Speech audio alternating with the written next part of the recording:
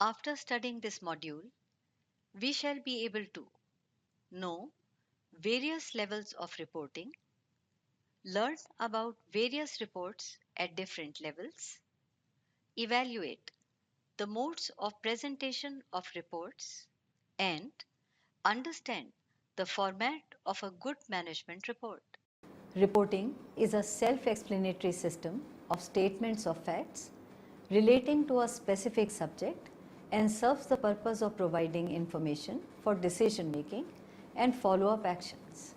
It is a systematic presentation of ascertained facts about a specific event or subject. Report, which is an outcome of reporting, is a summary of findings and recommendations about a particular matter or problem.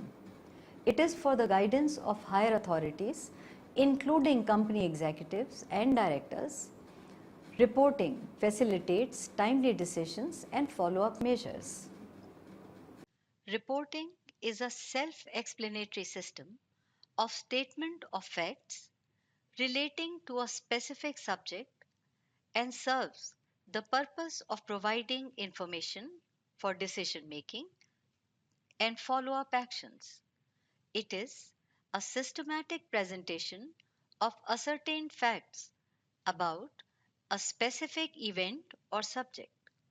Report, which is an outcome of reporting, is a summary of findings and recommendations about a particular matter or problem. It is for the guidance of higher authorities, including company executives and directors. Reporting facilitates timely decisions and follow up measures.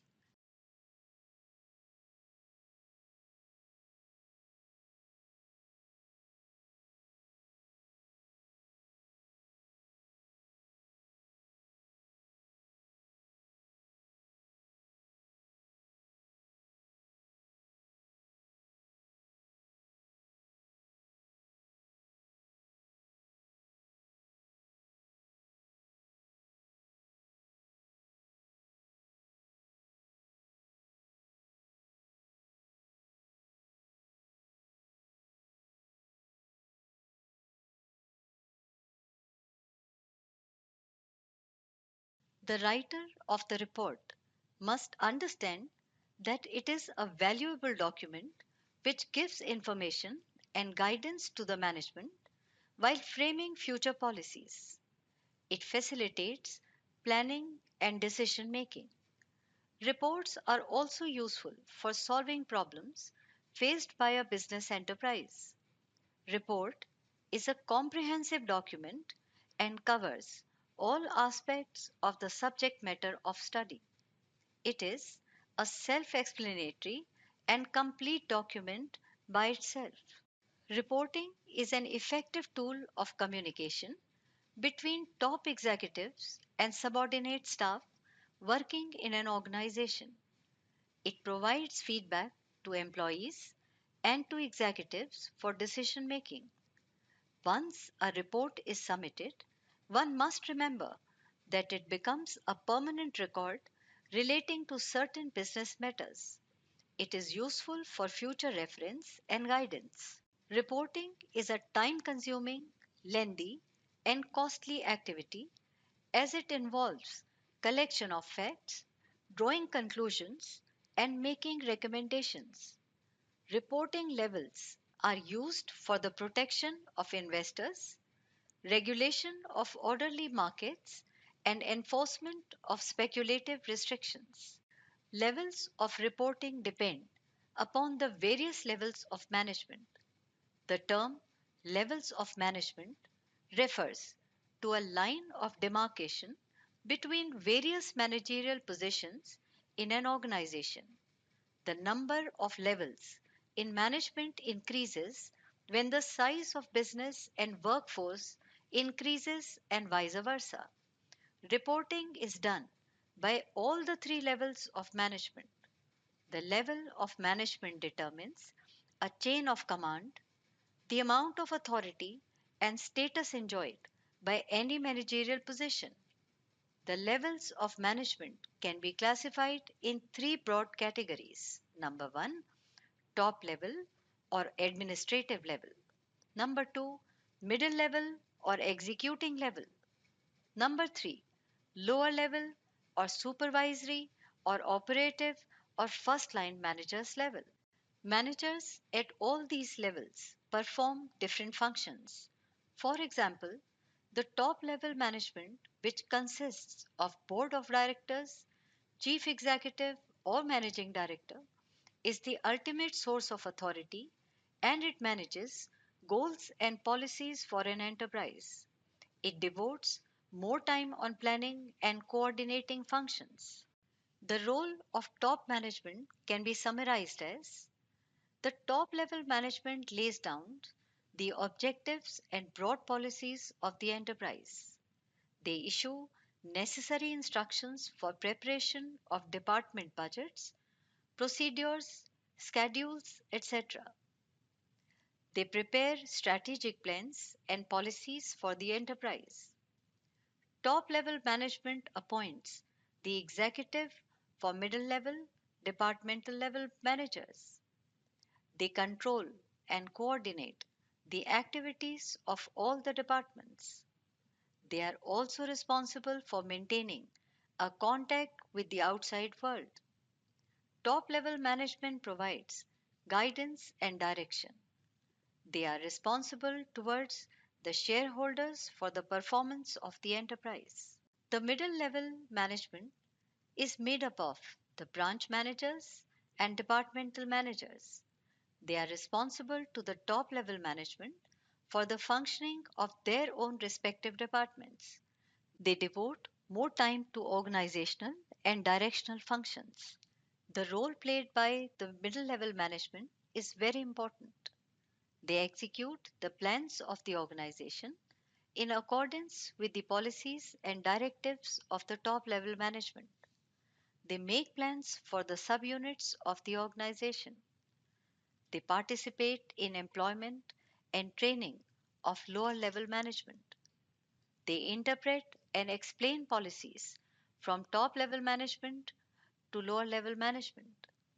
They are responsible for coordinating the activities within the division or department. They also send important reports and other important data to top level management. They evaluate performance of junior managers. They are also responsible for inspiring lower level managers towards better performance. Lower level management. Lower level is also known as supervisory or operative level of management. It consists of supervisors, foremen, section officers, superintendents, etc. According to R.C. Davis, supervisory management refers to those executives whose work has to be largely with personal oversight and direction of operative employees. In other words, they are concerned with direction and controlling function of management. The activities of lower level management include assigning of jobs and tasks to various workers. They guide and instruct workers for day to day activities. They are responsible for the quality as well as quantity of production. They are also entrusted with the responsibility of maintaining good relations in the organization. They communicate workers' problems, suggestions, and recommendatory appeals, etc., to the top level management and communicate higher level goals and objectives to the workers. They help to solve the grievances of the workers. They supervise and guide the subordinates. They are responsible for providing training to the workers. They arrange necessary materials, machines, tools, etc., for getting the things done. They prepare periodical reports about the performance of the workers. They ensure discipline in the enterprise. They motivate workers. They are the image builders of the enterprise because they are in direct contact with the workers. Let us now proceed to understand What do we mean by reporting role? Reporting roles are those in which managers obtain and transmit information. These roles have changed dramatically as technology has improved. The manager evaluates the performance of others and takes corrective action to improve that performance. He also watches for changes in the environment and within the company that may affect individual and organizational performance. Monitoring occurs at all levels of management, although managers at higher levels of organization are more likely to monitor external threats to the environment than are middle or first line managers. The role of disseminator requires that managers inform employees of changes that affect them and the organization. They also communicate the company's vision and purpose. Managers at each level disseminate information to those below them, and information of this nature travels from top down in the form of a report. As understood earlier, reporting is done by all levels of management. As per requirement, they generate different kinds of reports. Different types of reports used in business are: 1. Informational reports, 2. Analytical reports, 3. Research reports, 4. Routine reports, 5. Special reports, 6. Statutory reports. We shall discuss each of these one by one. Informational reports. These reports present facts about certain given activity in detail without any note or suggestions.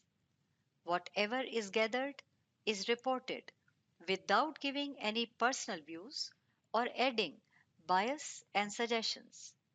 Examples of some of these reports are: report on sales and production, report on selling and advertising efficiency, plant utilization report, project evaluation report, and inventory report. Analytical reports. These reports contain facts along with analytical explanations offered by the person making such report.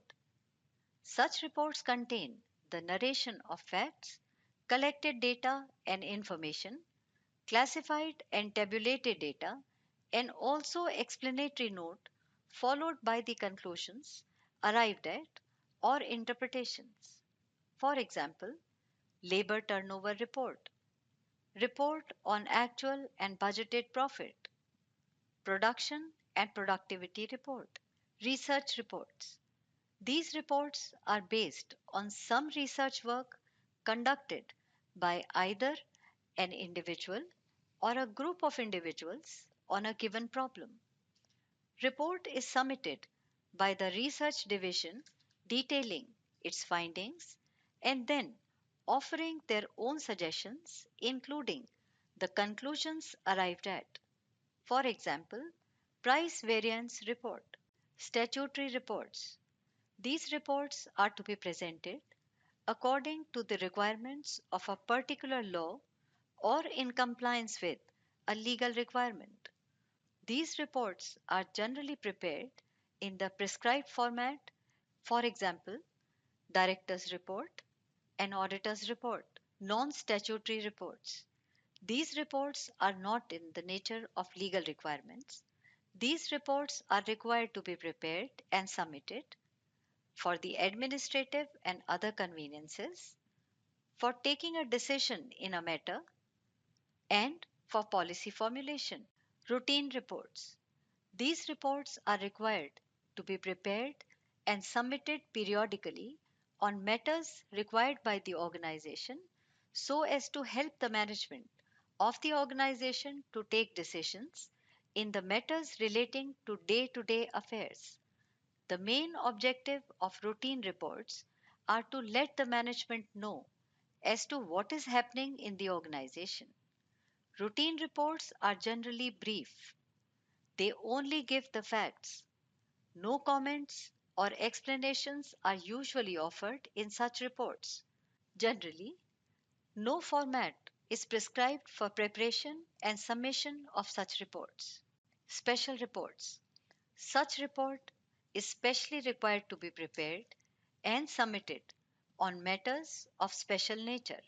For example, due to an accident, a death of the foreman has occurred in a factory.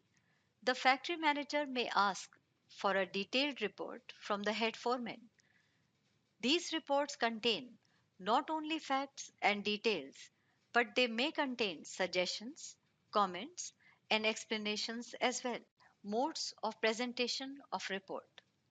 Reporting is very significant aspect of communication within the organization. Different types of reports are generated and presented every day. There are basically three modes of presentation of a report: the narrative form or written report, the PowerPoint presentation or graphic mode, the oral communication of reports. Narrative or written reports. Formal and statutory reports are always in written form. These reports have a format and time frame within which it is required to be submitted. As these reports are long due to facts, figures, data, etc., it takes time to review the report and arrive at a decision. PowerPoint presentation or graphic mode consists of charts, diagrams, pictures, etc. PowerPoint presentation is a very popular mode as it makes an impact with facts, figures presented in condensed form. These are simple to comprehend and they make decision making easy. Oral communication of reports.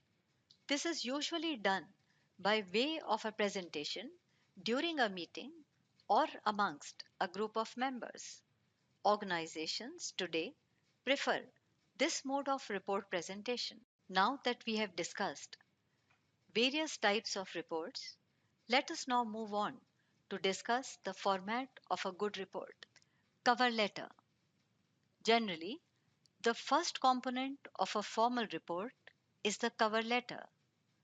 Similarly to a semi formal report, this transmittal letter transmits the report to the intended reader.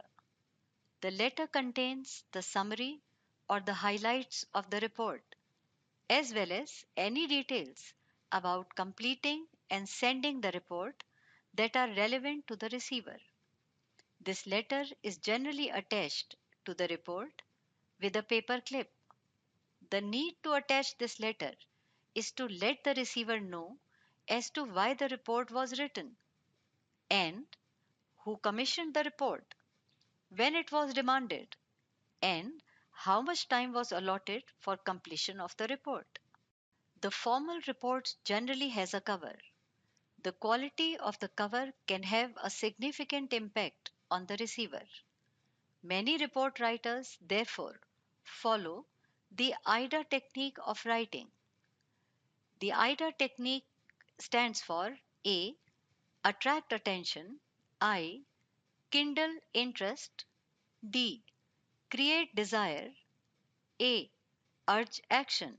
The title page generally has four main pieces of information. Number 1, the title of the report. 2, the name of the person or organization receiving the report. 3, the person or persons or organization who authored the report. 4, the date on which the report was submitted. Table of contents. The table of contents is an accurate and comprehensive table of the information located in the report with a corresponding page reference so as to easily locate each section. The contents are generally arranged to the left of the page with subsections indented and identified by section numbers. Each item in the contents should have a corresponding page number that indicates where the section begins only. Executive summary.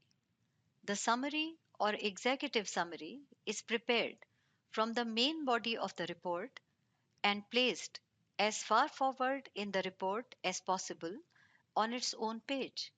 Generally, it is located after the table of contents, but it could appear beforehand in some reports. It provides the main elements of the report in a nutshell. This enables the reader to know about the basic contents of the report at a glance. The body of the report consists of certain elements. Let us discuss these. Introduction. Introduction is written in simple language which can be easily understood. Care should be taken to make the purpose of the report evident in this section. The introduction demonstrates the very spirit of the report. Conclusions. It is actually the most important component of the report as it contains the outcomes of the findings after the data has been put to various statistical tests. The conclusions should be in simple language and must be corroborated by facts. Recommendations. Based on the conclusions, the presenter of the report must state recommendations or suggestions to the receiver of the report.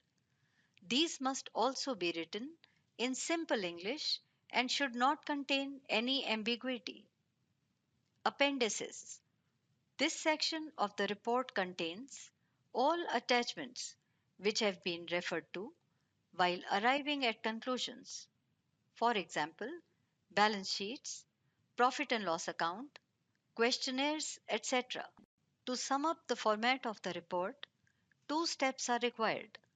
These steps are: number 1, follow the generally accepted format for a report, which includes summary, introduction, main body, conclusions, recommendations, and appendix. Number 2, organize information in each section in a logical fashion, writing the most important area first. Let us have some insight into the technique of reporting. The acronym AIDA is a handy tool for ensuring that your report or other writing grabs attention. The acronym stands for: A is for attention or attract, I is for interest, D is for desire, A is for action. These are the 4 steps you need to take your audience through if you want them to take note of the messages in your report. A slightly more sophisticated version of this is AIDCA or AIDEA, which includes an additional step of conviction or evidence between desire and action. Use the AIDA approach when you write a piece of text that has the ultimate objective of getting others to take an action. The elements of the acronym are: first, attention or attract. Use powerful words or a picture that will catch the reader's eye and make them stop and read what you have to say next. Second, interest. This is one of the most challenging stages. Gaining the reader's interest is a deeper process than grabbing their attention. This means helping them to pick out the messages that are relevant to them quickly. So use bullets and subheadings and break up the text to make your points stand out. Third, desire. The interest and desire parts of AIDA go hand in hand. As you are building the reader's interest, you also need to help them understand how what you are offering can help them in a real way. The main way of doing this is by appealing to their personal needs and wants. Action. The whole purpose will be defeated if the reader does not respond as intended. Therefore, the effort must be to urge an action from the reader's end. This action must be made simple so that it is faster. There have been new additions in the techniques of reporting. Let us have a look at some other of the later versions of the AIDA formula. AIDAS, where S stands for satisfaction that has been added. Next, AIDCAS, where C stands for confidence. Another developed concept is AISDALS, love model, where new elements such as search, like or dislike, share and love or hate as long-term effects have also been added. One significant modification of the model was its reduction to 3 steps: CAB. First, cognition, that is, awareness or learning. Second, affect, that is, feeling, interest or desire. Third, behavior, that is, action. Additionally, experts have developed T.I.R.E.A scale that focuses on breaking down the decision-making process into more defined components. Each step focuses on a progressive journey through the decision-making process, where T stands for thought, I stands for interest, that is, desire, R stands for risk, that is, evaluation, E stands for engagement, A stands for action. Another new technique, REAN, was developed in 2006 to cater more specifically the customer life cycle. REAN is a marketing acronym whereby R is reach, the set of activities needed to raise prospects' attention for your brand, product, or service.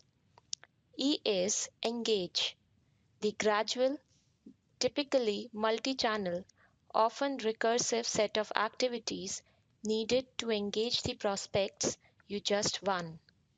A is activate, the activities needed for your prospects to take, eventually the actions you wanted them to take. N is nurture, the activities needed to nurture the customer relationship you just managed to create. Let us recapitulate what we have learned. Reporting is done by all the 3 levels of management. The level of management determines a chain of command, the amount of authority and status enjoyed by any managerial position. The levels of management can be classified in 3 broad categories, namely the top level management or the administrative level, middle level management or the executing level, and the lower level management, which is also known as the supervisory, operative or first line managers. Reporting roles are those in which managers obtain and transmit information. These roles have changed dramatically as technology has improved. The manager evaluates the performance of others and takes corrective action to improve that performance. Different types of reports are generated by different levels of management. Some such reports include the informational reports, analytical reports, research reports, statutory reports, non-statutory reports, routine reports, and special reports. The 3 different ways in which reporting is done are narrative reports, PPTs or PowerPoint presentations, and oral reports. The format of a good report contains first the cover letter and has summary, introduction, main body, conclusions, recommendations, and appendices. In order to be easily understandable, one must organize information in each section in a logical fashion, writing the most important area first.